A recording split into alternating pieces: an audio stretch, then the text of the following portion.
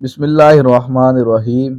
تمام معزز سامعین کو السلام علیکم ورحمۃ اللہ وبرکاتہ۔ معزز سامعین، اللہ تعالیٰ نے امت مسلمہ کو رمضان کے روزے رکھنے کا حکم دیا ہے۔ اسی ماہ مبارک میں انسانیت کی رہنمائی کے لیے آسمانی کتابیں نازل ہوئیں۔ تاریخ اسلام کے مطالعے سے معلوم ہوتا ہے کہ رمضان المبارک جہاد اور فتوحات کا مہینہ رہا ہے۔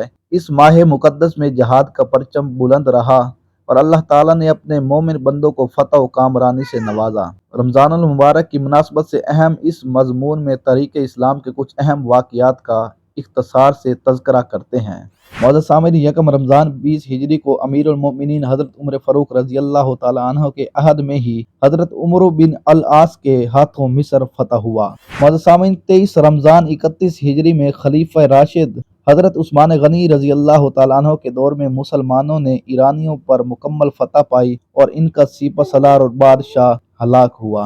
معزز سامعین، 4 رمضان 92 ہجری کو مسلمانوں نے طارق بن زیاد کی کمان میں اسپیس کے شہر القوہ کو فتح کیا اور اسپینی کمانڈر مسلمانوں کے ہاتھوں ہلاک ہوا۔ 10 رمضان 96 ہجری میں محمد بن قاسم نے دریائے سندھ کے کنارے پر راجہ دہر کے ہاتھوں پر مبنی بہت بڑے لشکر پر فتح پائی۔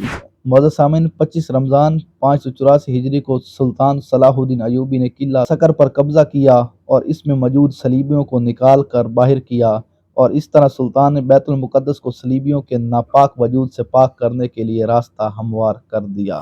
معزز سامعین، رمضان 2 ہجری میں عید الفطر سے 2 دن پہلے فطرانہ فرض ہوا۔